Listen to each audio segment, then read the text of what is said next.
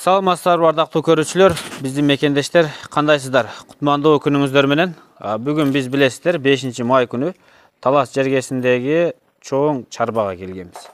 Арашан койлорун көрсөттүк, кочкорлорун көрсөттүк. Эми биз мынагу сарайды көрсөтөбүз. Сарай курам деп кыялданып жүргөндөр болсо, биз сиздерге азыр толук сарай тууралуу маалымат беребиз, Кашар тууралуу. Бул сарайдын ээси мына Кенжебек Сатымкулович агабыз. Азыр биз сиздерге ушу сарай тууралуу маалымат беребиз. Андан кийин багбанчылык боюнча дагы туугандар бул агабыздын көчөттөрүн, бактарын көрсөтүп беребиз. Бул сарай мага жакты, өзүм көрүп чыктым. Негизи тарта турган ниетибиз жок эле. Мен көрүп чыккандан кийин ушул сарайды көрсөтсө болот деп чечтим туугандар. Айрыкча бул сарай аткормушный, Бул карамалды аткормунда кармал. Негизги айта кете турган болсом, бул жерде биринчи накерманы киребеште тартып коюп, бу жерге 25 кубовый бочка койгон. Эмне үчүн сыртка эмес сарайдын ичине койгонум, анткени кышында тоңуп калбасын же өтө суу муздак болбосун деп. Ушул жерде турган карамалдын баягы илеби менен жылуу да сарай.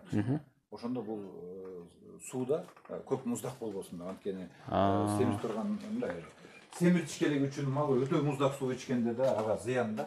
Ошондуктан ал сарайдын ичине койгон. Ошол бочкадагы суудан мынакей бул жерге биз биринчи катар деп коюп, бука кармай турган аткормушный. Бул жерге полностью поилкасын ошол бочкадагы суудан, ал бочкага сырттан насостон келет. Андан кийин келип туруп мынакей мына система менен давление, давлениясы. Ушул жерге тигиден суу келет. Бул аркылуу мына труба менен уровень менен жасалган башына чейин. Бизде 48 баштыкы турат. 48 башка мына бочкаларды, поилкаларды орнотконбуз. Бир поилкадан эки бука. Баарын квартет кеткен. Мына оролуп калбаш үчүн чыгылдырып 1 метрден ар бир бука арасында мына казыктардын баары 1 метрден кеткен. Бунда канча размер кылышеттер бирөө ойлонбосун деп мен түшүндүрүп кетейин деп атам да. Ар бир стойка бетон куюп атканда эле 1 метрден кеткен. Анан бул поилкага суу келет да, бул поилкадан эки бука ортодон чыгат. Ошондо круглый сутка 24 саат буканын астында суу бар да. Антпесе суу жокто бир мал берет же эки мал берет да. А мал суусап калат ошол убакка чейин. Анан бир ичкенде эки челекти ичип алат. Муздак суудан. А бул болсо круглый сутка турат. Каалаганда ичип отуруп аябай бул полезный да. Так, бул жер экөө 1 метр, 1 метрдин ортосунан коесуздар, туугандар. Бул чыгылдырып жанагы башына байланган менен бука ошол жерге коюлат. Келгенде эле байлайбыз, ошо менен 4 айбы 5 айбы ушуга чейин турат. Суу ар дайым ушуга бир 5-6 күн же болсо бир жумада бир жолу баш аяк тиги жакта сливной кран бар. Агызып салабыз. Эмнеге дегенде чөп жеп, жем жеп туруп оозун салганда ичи мусорго толо баштайт да, суу бузула баштайт да. Ошондуктан бир бадарда полный баарын агызып туруп, ичин тазалап таштайбыз да. Аягында сливной немеси бар да. Бул жерге болсо ограничитель, эмне үчүн дегенде алдына чыгып кете бербейт. Жону могу жерге тийип турат да. Мунун баары эми бул бетон эми түшүндүрүп кереги жок, бул армированный. Бул стойкалардан тышкары эки арматура кеткен. Анан кийин максетка коюлуп туруп, анан бетон куюлган. Ушул сарайдын ичине жалаң бетон иштерине эле 35 тонна цемент кеткен. Бул өзү 3 катар сарай. Узун турасы канча? Койдун сарайы да 9 метрлик, ширинасы 9 метрлик утепленный. Ушуну мен тетиги дуалын бузуп туруп, 6 метр нары жылдырып туруп кеңейткем сарайды. Ошондо 9 6 кошкондо 15 метрлик сарай болуп калды. Ошондо 3 катар кылганбыз да. Мына кой сарайы барлар деле ушундай бука жылкы аткормушный кылып алса болот. Бирок ал үчүн бир дуалын бузуп туруп 6 метрге жылдырып 15 метр кылса эле ровно 3 катар батат да. Мына көрдүңүз, могу жерде да эч неме лишний неме жок. Бир адам эле же болбосо тачка менен бата турган эле проход. Анткени жер экономияда кенен кылган эмеспиз. Бул бокчу, бул пол бука тура турган полдук айтат 2 метр. Бирөөлөр айтат 1,80 деле батат деп. Эми ушунча стройка кылып аткандан кийин бирөөлөр кура турган болсо 2 метр эле кылып салгыла. Анткени чоң бука турат, же болбосо кийин мүмкүн уй байлап каласыңар туурабы? Же жылкы байлап каласыңар. Ошон үчүн бир эле курганда 1,80 деп эле 2 метр кылгыла полду. 2ден ашыгы кереги жок, 2 метр. А бука үчүн расстояние 1 метрден кенен жетет. Чоң бука болсо мындай бири-бирине сыйгашып жата берет. Бул болсо башы тайзыраак, ылдыйды көздөй акырындап уклон кете берет. Анан кийин бизге жол жерди көрсөтүп коеюн. Анан баягы иштеген балдар неме навозду бул жака кырып түшүрө берет. Анан бул баш аягына чейин толгондон кийин жанагы демешки бул бочкадан кошумча кран бар. Ушуну кранды ачканда мынерден шалкалап мына жерге суу агат. Ушу сууду кой бересиң, суу жана боктун баарын эзет. Ezilip suyuk bolup kalat, atalıday bolup dur. Anan keyin эле кетмен менен эле жардам берип, суу буун менен эле ылдый көздөй баарын агызап. Ошо 3 рет барып туруп, агып туруп, аягынан кошулуп туруп, анан кийин нар жактан септикке түшөт да. Септик бар, Септик кылганбыз. Эми кээ бирлер носилка же тачка менен чыгарат экен. Мен совет берет элем, кеңеш берет элем. Ылдый ушул агып барып туруп 3 мал, 4 мал болгон кыра берет, бирок буну бир 2-3 күндө толгондон кийин бир агызап да, күнөдө эмес да. Анан кийин албетте бир аз суу расход болот, бирок зато жумуш аз болот. Анткени кол менен бокту эчке чыгарбайт. Ал нону, мисалы эгер күнүгө 2 мал нонда курбасаң, күнүгө 2 мал букага суу берген оңбогондой жумушчуларга. Ооба, кыйын бул бука. Ошон үчүн муну пол автоматта жасап коюш керек, пайылканы. Экинчиси, муну навоз өзү оңой жол менен агып кете тургандай кылыш керек да. Ошондуктан мунугу уклон ылдый көздөй мунугу эле келет. Калганынын баары уровень. Уклон эле уровень, Колду деле мында байкасаң тегистей эле көрүнүп атпайбы? Ооба. Мындай уклон көрүнбөй турабы? Анткени бунун айырмасы 2 сантиметр. Эгер мунун баягы батыраак сийдиги бого агып кетсин деп көтөрүп салсаң, кийин уже жатып турганда букалар кыйнала баштайт. Анткени асты бийик да. Таяк. Ошон үчүн бунун уклону билинер-билинбес эле болуш керек да. Ошондо букага тегиз жерде тургандай болуш керек да. Бул эми чистый бетон. Эми сойлап турган ат көрмөштөн букага эч кандай полдун кереги жок. Уй болгондон. Наоборот, суукту жакшыраак көрөт. Да, 4-5 ай турат да, анан кийин сойлап. Анткени пол кылсаң деле анын үстү суу болот. Ошон үчүн анан аны бул мынакей канча жыл туруп бетонду жакшылап кошсоң, эч нерсе болбойт. Жарылбайт, тешилбейт, аябай бекер.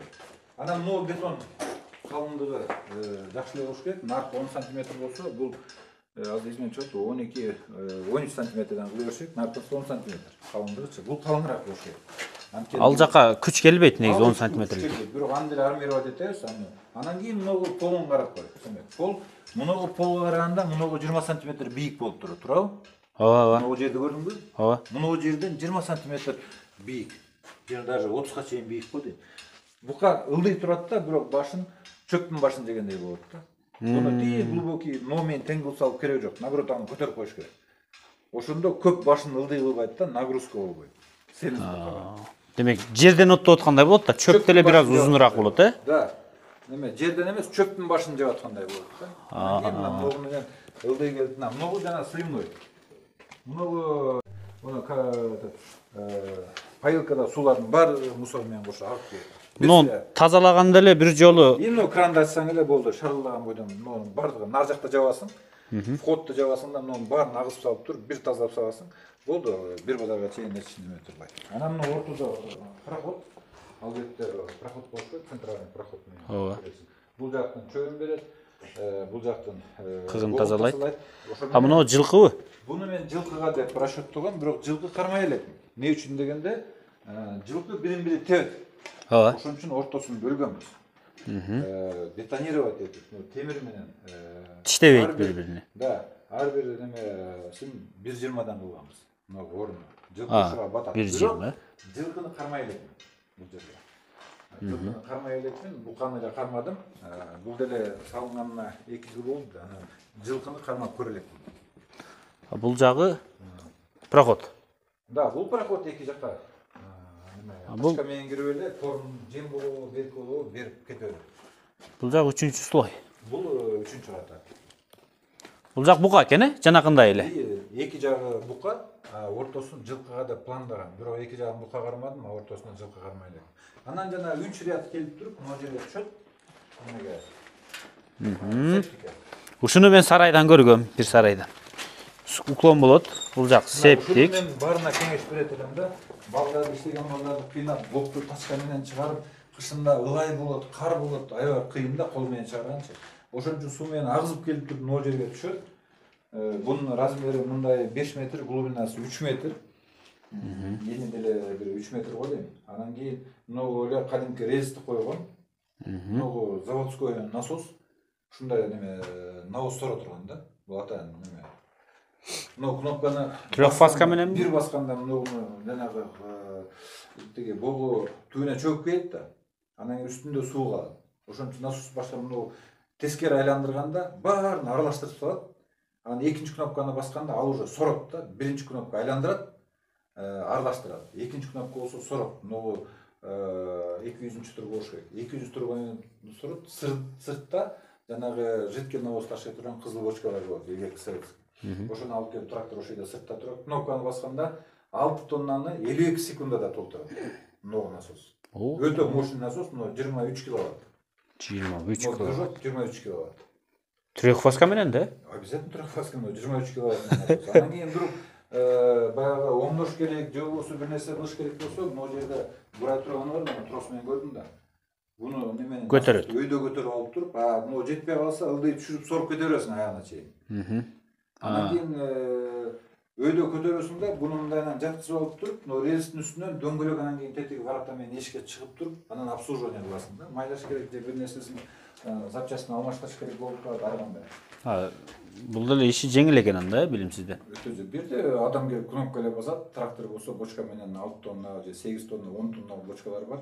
Жидкий навозду жүктөп алып туруп, барат да полеге барып туруп аркасын ачып коюп туруп эле полеге чачып кетет.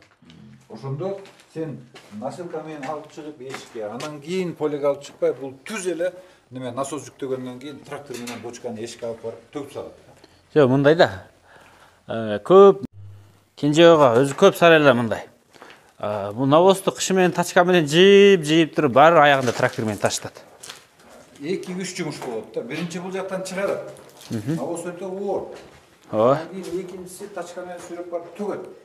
Анан кийин аны үйөт трактор менен. Ооба. Анан кийин кайра тракторго жүктөп, талаага чачат да. Ал курукту барып ал зил төгүп коюп кете берет, өзүң жаясың. Өзүң жаясың. Бул жерде болсо тиги мындайча айтканда бир аз жардам берүүлүү уклон менен барып тияка түшөт. Насос жүктөйт, трактор алып барып түз эле полеге чачып кетет да. Суу аралаш. Ошондо мунун навозун чыгарыш 2-3 күндө бир чыгарат, бирок 2 саатта эле чыгарып салат болду. Сууда ачып, Агып кетет өзү эле. Суу аралашканда неме буканын немеси навозу бул өтө сүйүк болот. Ооба, өз Итак. Суу бергенде бул мындай эле жыжы болуп агып кетет. Өтө буканыкы өтө тез агат го. Кетмен менен бир аз эле жардам берип коет болду. Анан тиги жакка толгондон кийин бир 4-5 күндө толот. 4-5 күндө трактор келип, насосту эле насос менен иштеп турасың. Трактор бар туруп полеге түз эле чачып кетет да кышы менен. Откорм негизинен кышында болот. Ооба. Күзүндө баштайсың, поле бошоп калат да. Ошону менен кышы менен откорм турат май айына чейин. Май айында уже ошол навоз чачылган полелерди колдоно берсең болот. Сарайды бир кирип чыктык. Сиздин сарайыңыз да өтө жакшы сарай экен. Мына много колодецтер жасаган. Бул колодецтен бул откормдоого суу кетет. Тетиги колодецтен кой откормго кетет. Тетиги 3-чү кызыл бочка, ал болсо жана мелочь андан кетсек, ошол бочканы толтуруп ал жерден кетет. Ким бул жерде неме скважина жок. Тетиги ылдый жакта кара суудан насос менен ушул жака соруп келебиз да. Аны уюштуруп койгонсуз. Мына туугандар, сарайда көрсөттүк. Сарай курам десеңиздер, бир чыгынып, бир жыйынып туруп, ушундай бир сарай салып алса, болду, кутулат экен. Жылкыга, койго, букага да сала аласыздар. Мына, көрдүңүздөрбү? Сиздерге бир булак абыздын сарайын үлгү катары көрсөттүк. Ушундай сарайды пландаңыздар туугандар. Кирпич менен оролгон, Бирөөнү чоңойтуп туруп, карамалга откормочный кылып койгонбуз. Экинчи немесин канатын болсо, аны жалаң жана көрдүңөр, кочкор, козуларга, кой кармаганга откормочный кылып туруп койгонбуз да. Ортосу эме болсо, ортосу мал кире турган. Койго экен, жылкыга, уйга, же болбосо букага көрдүңүздөр. Биз эми багбанчылык багыны көрсөтөбүз туугандар. Багбанчылыкка кызыккандар бакты көрүңүздөр. Мындан кийинки чыгарышты көрөсүздөр.